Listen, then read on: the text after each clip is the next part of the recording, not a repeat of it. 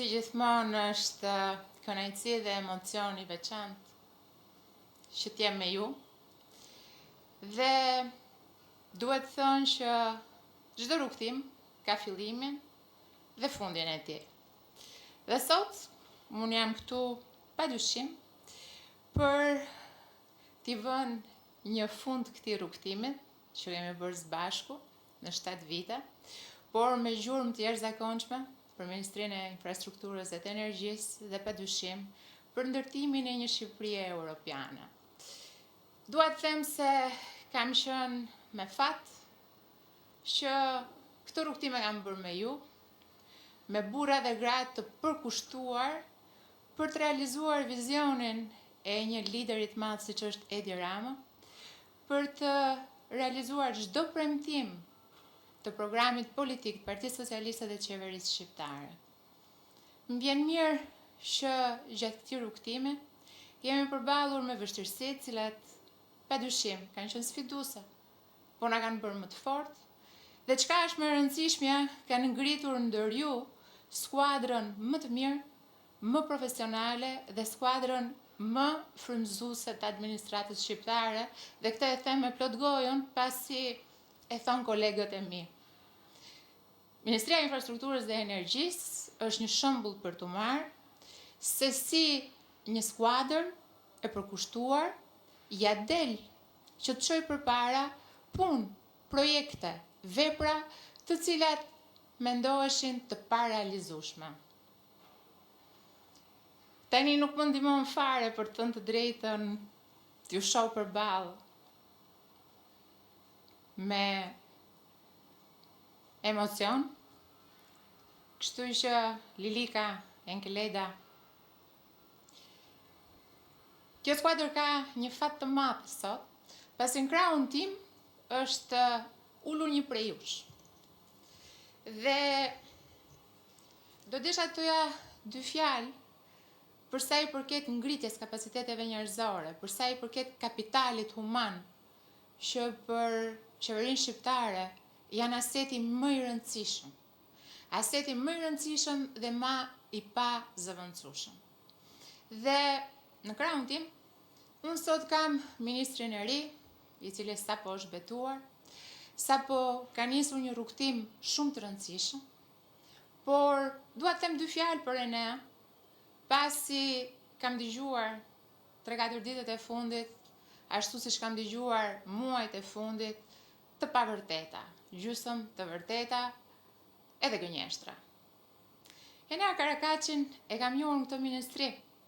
E kam gjetur këtu për të thënë drejtën, në dhjetor të vitit 2018, edhe pavarësisht se kishim punuar edhe më parë bashkë, për shkak të detyrës time të mëparshme si drejtuese e navigimit ajror shqiptar.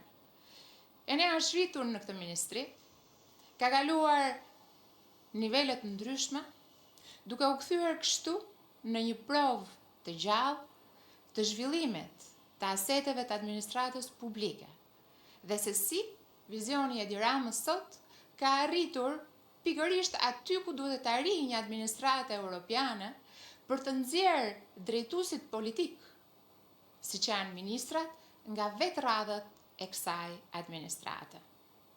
Enea nuk është as shoku im, as e kam sjellun, por e kam gjetur këtu, dhe unë them se Enea duhet jetë një frymëzim për secilin nga ju, pasi tek Enea çdo burrë dhe çdo grua I ulur në këto karrike duhet shikoj progresin e vetes së tij. Duhet shikoj se si mund të jepet mundësia për të pasuar atë që do të ngrej Enea në ditët në vazhdim. Megjithatë, para se të jap fjalën dhe para se të bëj një përmbledhje të punëve që kemi bërë së bashku, ashtu siç e do tradita gjatë prezantimit, do desha të thoja shkurt për herë të parë disa fjalë për atë çka ka ndodhur dhe atë çka është thënë në muajt e fundit.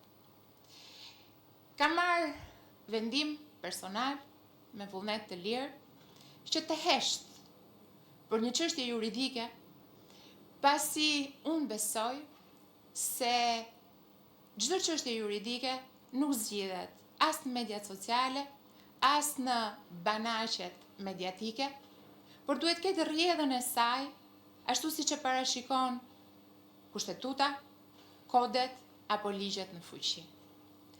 Kam vendosur ndryshe nga shumë të tjerë të mos analizoj, të mos shaj anatemoj dhe të jem konsistente, në qëndrimin tim për sa i përket drejtësisë.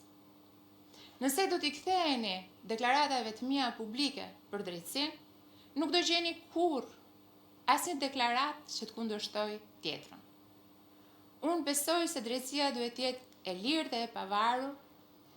Unë besoj se drejtësia e re si produkt i reformës në drejtësi, si produkt i vizionit të Edi Ramës dhe të Partisë Socialiste, si produkt i një Shqipërie europiane, duhet të vazhdoj të jetë frymëzimi i këtij vendi, pasi ajo reform u krye për t'i kthyer besimin qytetarëve tek një drejtësi e drejtë dhe e pavarur.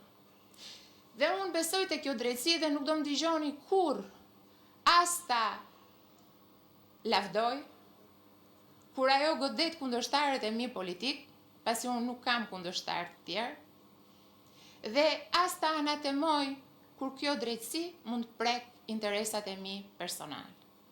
Nuk do më dëgjoni kurrë që të përmend prokurorë e gjyqtar, pasi unë besoj që ata duhet bëjnë detyrën e tyre ashtu siç e kam bërë dhe unë. Dhe secili duhet jetë i lirë për të vendosur dhe për të gjykuar pa qenë ndikuar nga gjyqjet publike, nga gjysmëvërtetat, nga të pavërtetat apo nga gënjeshtrat.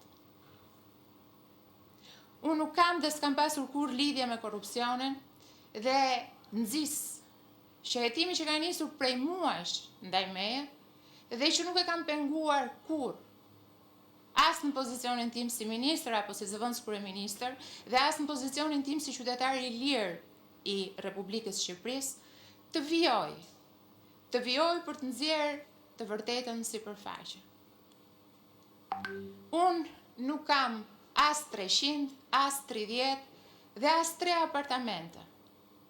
Nuk kam as 1, as 2 jate.